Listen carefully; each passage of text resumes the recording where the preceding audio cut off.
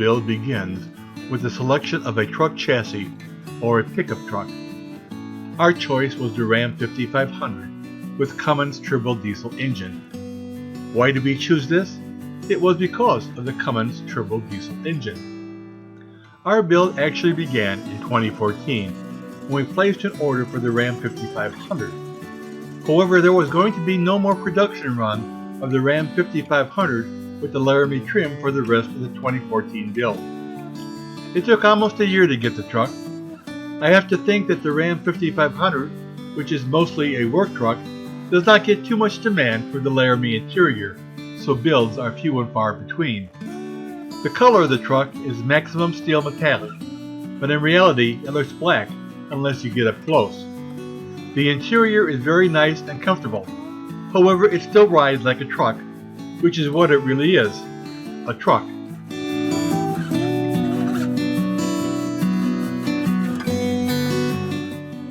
After the truck arrives, it is taken to Pro-Van Industries in Columbia, South Carolina. Here is where the build takes place. The box is put on and the interior and exterior work begins. You can see the mass of electrical wires necessary for the modern RV. The overhead bed with opening roof and opening side windows. All windows are double pane for insulation. Everything in the unit is custom hand built. Most of the design was modified to my requirements. I had them widen the wet bath door 20 inches from the original 15. This is for ease of getting in and out and for future body expansion, which I notice comes sometimes as one ages. We also chose the composting toilet, which I would recommend to anyone who spends time off-grid. I will have links to the Nature's Head product below. The convention microwave is installed along with the countertop and sink, as well as the Wabasso diesel cooktop. This RV has no propane, just one fuel source that runs everything, diesel. The overhead cabinets and start of the bench seat, as well as the double pane windows. The overhead bed now has the Froley system installed, along with the TV and fan. There is a ledge next to the bed with USB charging ports, as well as LED reading lights. In fact, all the lights in the unit are LED. Out the door we can see another unit being built, and above my door you can see the control panel. The side panel has the Jensen radio and thermostat and CO detector, and below that you can see the smoke detector. The refrigerator is slid into place.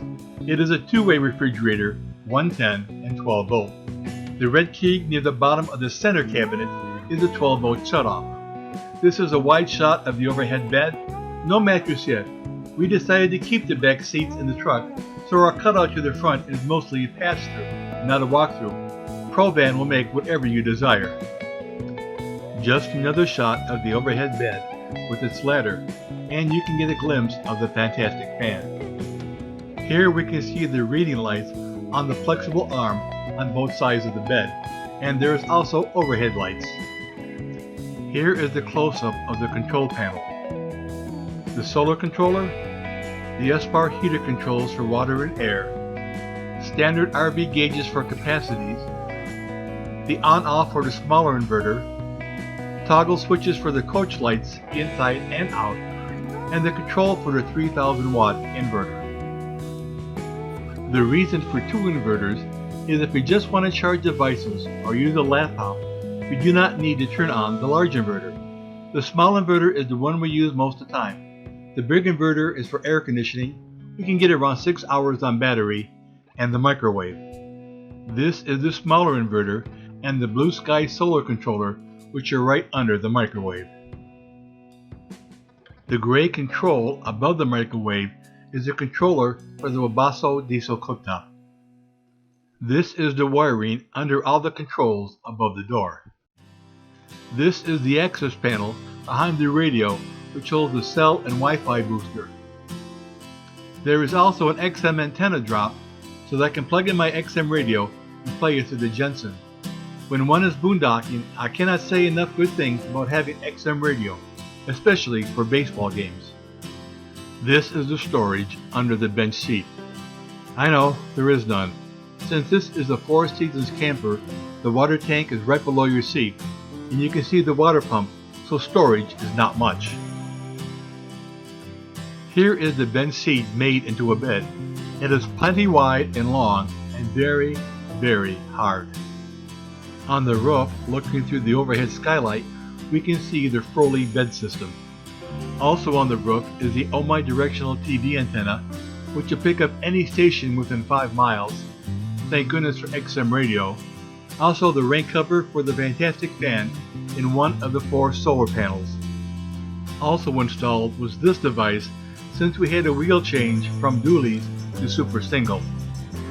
Inside the cab, we had a CB radio installed. I would not recommend this because in my travels, I have not found anyone still using CB radio.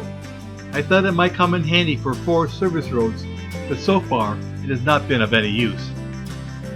This is the back of the rig. You can see on the left the ladder. The center is the backup camera. It is of very low quality and was one of my disappointments. The vents for the air conditioner and the rear windows. All windows operate and the ventilation in the rig is great. Now under the rig, you can see the install of the SPAR heater, which is for both water and heat. That about wraps up the build. I will link a video for a complete walkthrough around the unit. Hope you enjoyed it, and as always, thanks for watching.